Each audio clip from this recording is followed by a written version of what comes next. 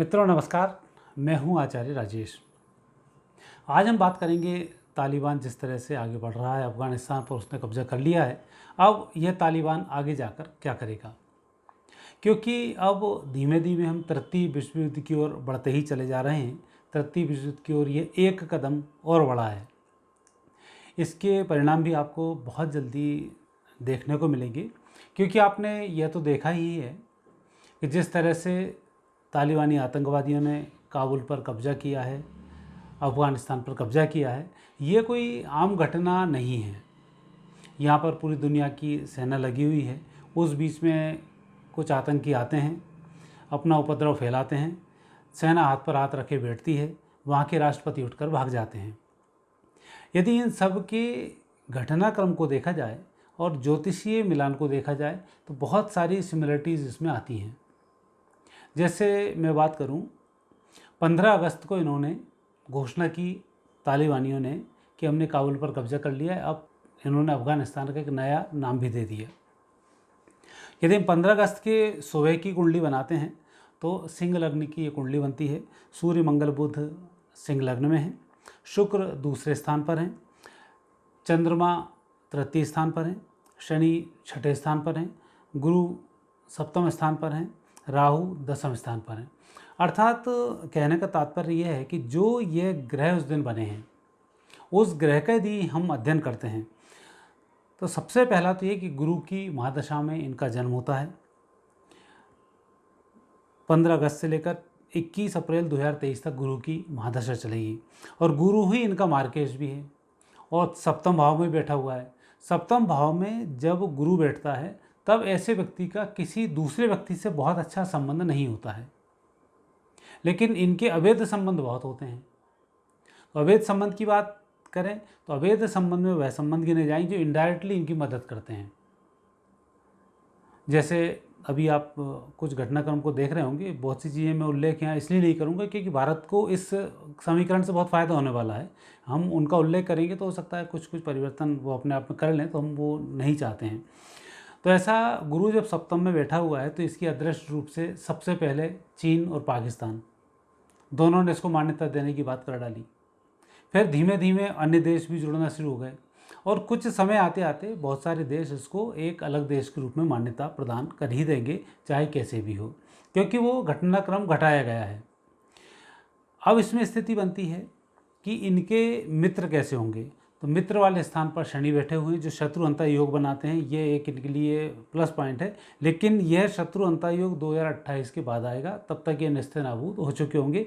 2028 इनको देखने को नहीं मिलेगा। अब देखते हैं इनकी हेल्थ का। लग्न स्थान पर सूर्य विराजमान है, मंगल विराजमान है, बुध विराजमान है। सिंह राशि के सूर्य हैं और सिंह राशि के मंगल हैं। ये दोनों ही बहुत ठीक नहीं होते हैं लग्न स्थान पर।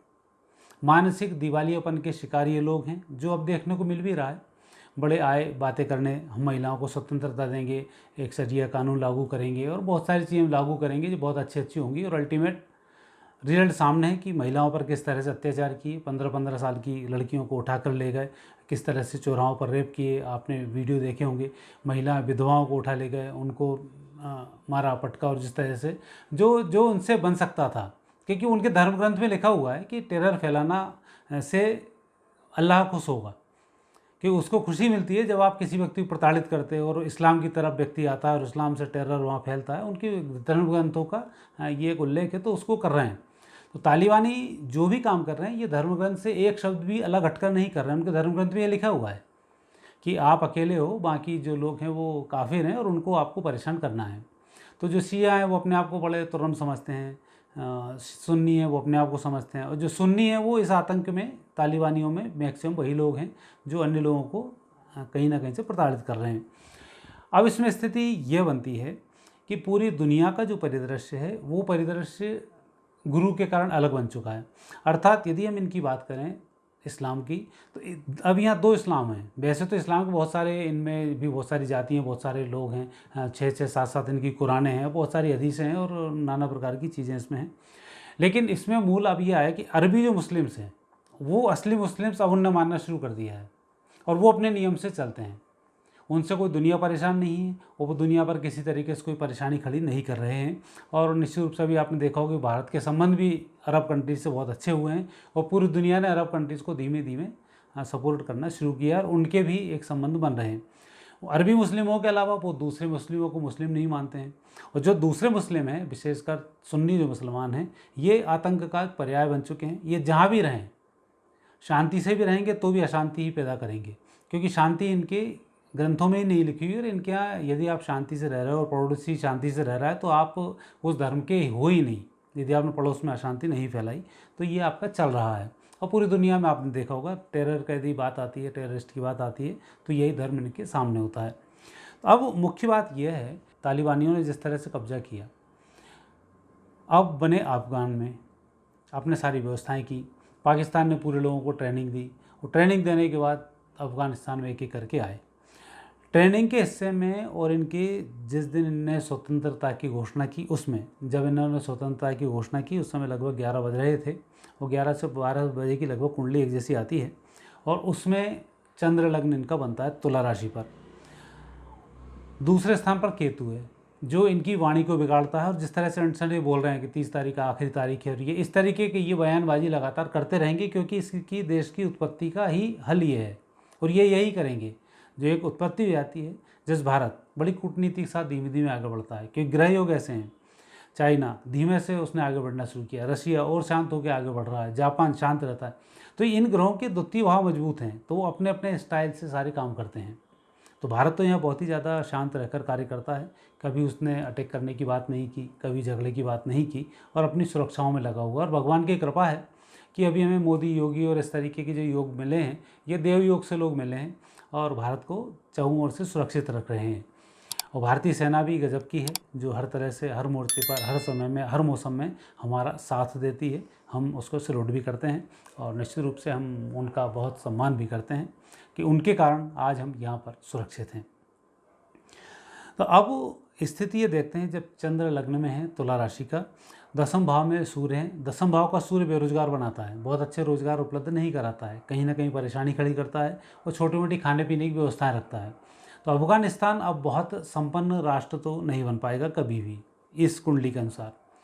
सुख स्थान पर शनि है, इन्होंने जगह को हड़पा है, खुद की जगह नहीं थी, उस जगह हड़प कर वहाँ बैठे हुए हैं। तो शनि में विरासत हाथ में लगती है, तो दूसरे की विरासत को उन्होंने छुड़ाकर अपने पास रख लिया है। अब एक ग्रह शुक्र, जो नीच राशि का होकर 12वें स्थान पर है, जो काणा ग्रह है, कहीं पे निगाहें कहीं पे निशाना, तो ये स्थिति इनकी बनती है।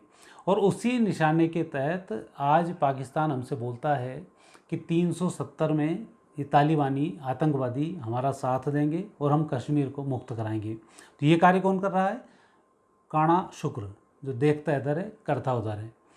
वही शुक्र दूसरे स्थान पर विराजमान है सूर्योदय की कुंडली में, तो एक दाई आँख एक बाईं आँख, अर्थात ये दोनों आँखें इनकी अंधी हैं, और जो भी ये काम करेंगे उल्टे ही उसमें फंसेंगे। गुरु पंचम भाव में बहुत अच्छा नहीं होता है, गुरु सप्तम भाव में भी बहुत अच्छा नहीं होता है, और गुरु की महादशा चले तब तो बिल्कुल नहीं होता है। अर्थात अब ये तालिबानी आतंकवादी कठपुतली बन के काम करेंगे। इन्हें कुछ काम नहीं दोगे, आपस में उपद्रव करके वहीं शांति जो इनके अनुसार, धर्म के अनुसार फैलाना चाहिए वो फैलाएंगे। मार काट पूरी मस्ती रहेगी, सारे काम इनके होते रहेंगे। यदि इनका उपयोग किया जाए तो इनके उपयोग में अब ये चीन की तरफ भी जाएंगे, अब ये पाकिस्तान की तरफ भी जाएंगे, लेकिन ये आतंक पाकिस्तान में ही फैलाएंगे। भारत की तरफ इनकी हिम्मत उतनी नहीं हो पाएगी।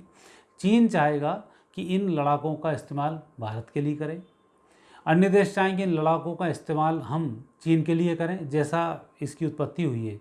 क्योंकि अभी सेनाओं का आत्मसमर्पण करना, शांति के साथ काम करना, राष्ट्रपति का भग जाना, ये सब संकेत है कि ये पूर्व नियोजित योजना थी कि आप किस तरह से हमला करेंगे। और ये मैंने पहले वीडियो मेरा आप देखेंगे, उसमें बताया है कि अफगानिस्तान पर तालिबानी कितनी जल्दी सत्य हथियाने वाले और कैसे हथियाने वाले, क्या क्या ये काम करने वाले हैं। आप मेरा पहला 21 मई का वीडियो आप देखेंगे, आपको उसमें मालूम पड़ जाएगा। अगली अब जो चरण चल रहा है, इस चरण में गुरु की महादशा में, गुरु की अंतर्दशा है 21 अप्रैल 2023 तक, और ये गुरु की जो अंतर्दशा है ये इनके लिए मार्केश है। गुरु के बाद फिर जो अंतर्दशा शुरू होगी वह शुरू होगी शनि की। इस अंतरदशा में भी शनि इनका मार्केट बनता है सप्तम, तो जब 23 आ जाएगा 23 के बाद ये आपस में लड़ना शुरू कर देंगे।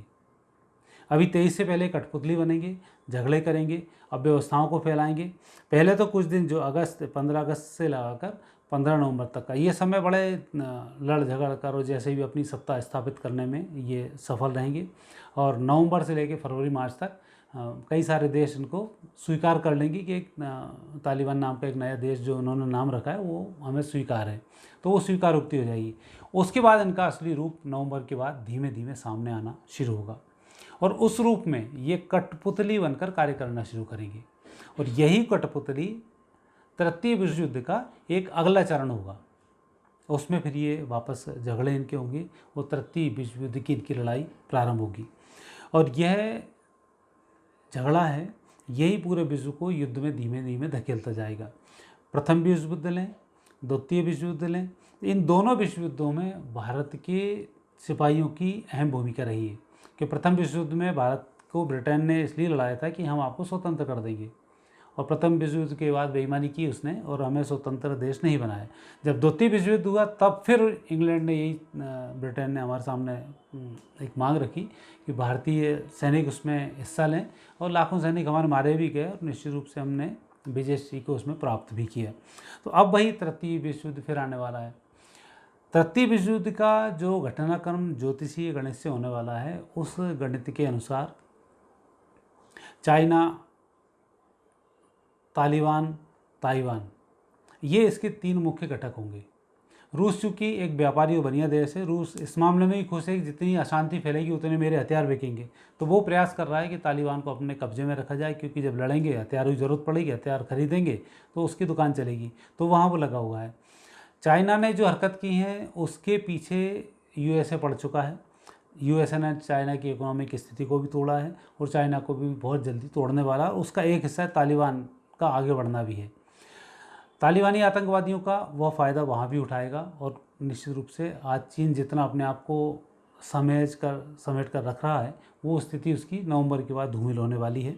और जो सोचकर वो बैठा हुआ है वो सब आगे जीरो होने वाला है, क्योंकि जिस तरह से वो प्लान कर रहा है उसकी प्लानिंग राहु की प्लानिंग है। और राहु की जो योजना होती है सिर्फ मानसिक धरातल पर होती हैं, शारीरिक धरातल पर नहीं होती हैं। यूएसए की जो चिंतन है यह प्लानिंग है, शनि की प्लानिंग है। तो शनि के पास दिमाग भी है, उसके पास हथियार भी है, उसके पास व्यवस्थाएं भी हैं और न्याय का ग्रह भी है। तो वहाँ जो प्लान करेगा यूएसए की जो प्लानिंग होगी, उस प्लानिंग में बहुत सारे देश धीमे धीमे उससे मिलते जाएंगे और विश्व युद्ध की ओर हम आगे बढ़ते जाएंगे। अब सवाल उठता है कि तालिबानी भारत के लिए कितना नुकसान पहुंचाएंगे। नुकसान पहुंचाने की जहाँ तक इनकी स्थिति है कि ये खुद भी समझते हैं कि भारत का अभी जो शासन चल रहा है ये शासन जीरो टॉलरेंस वाला है। यदि आपने ज़रा सी हरकत करना शुरू की तो भारत ऐसा नहीं है कि हाथ पे हाथ रख के बैठा रहेगा और कड़े शब्दों में आपकी निंदा करता रहेगा, जैसे पहले शासनों में होता आया है कि कड़े कड़े शब्दों में निंदाएं होती रही हैं और भारतीय हिंदू मारे जाते रहे। लेकिन अब वो स्थिति नहीं है। भारतीयों की सुरक्षा हो रही है। आज अफगानिस्तान से इतने के बीच में उठा लाना और कई विपरीत परिस्थितियों में भी मोदी जी ने लोगों को सहयोग देकर वहाँ से कई नर्सेसों को भी लेकर आए थे बीच में, तो वो एक सुरक्षा की दृष्टि से है। तो ये प्लान करेंगे कश्मीर में आने का और मूर्ख बनाएंगे पाकिस्तान को, और धीमे धीमे पाकिस्तान पर कब्जा करना शुरू कर देंगे। और मुझे लगता है कि एटॉमिक शक्ति जैसे इनके हाथ लगेंगी उसके तत्काल बाद तृतीय विश्व युद्ध की शुरुआत हो जाएगी। तो अब जो इनका अगला चरण है, यह टारगेट है पाकिस्तान के अंदर कलह करना, और चीन की प्लानिंग है इन तालिबानियों के माध्यम से जो पाक अधिकृत कश्मीर है उस कश्मीर को तालिबानी अपने हाथों में लें और वहाँ अपनी सत्ताएं चलाएं। अगला जो टारगेट है ये आएगा, और उसके बाद धीमे धीमे भारत पर दबाव बनाना ये शुरू करेंगे। चीन की योजना भारतीय उसमें गृह योगों के अनुसार ये बनती है कि चीन भारत पाकिस्तान युद्ध कराना चाहता है, आतंकवादियों से युद्ध कराना चाहता है, ताकि भारत अपने हथियारों का इस्तेमाल करे, उस पर गोला बारूद खर्च हो और उसके बाद फिर मैं इस पर अटैक करना शुरू करूँ। तो जो इन योजनाओं में व्यक्ति चल रहा है, तो यहाँ पूरा खेल राहु, गुरु और शनि का हो रहा है। राहु के खेल में आतंकी लोग प्लानिंग कर रहे हैं जो खुद ही फंसेंगे। गुरु के खेल में प्लानिंग कर रहा है चीन, जो अपने आप को समझदार समझ के उलझाने की कोशिश कर रहा है और जिसमें कहीं ना कहीं वो मात आने वाले समय में खाएगा। शनि को लेकर प्लानिंग कर रहे हैं जो एक देश हैं, सब सुरक्षा की दृष्टि से बैठे हुए हैं, वो इस परिस्थिति का लाभ भी लेना चाहते हैं और अपने आप को दरोगा भी बनाना चाहते हैं।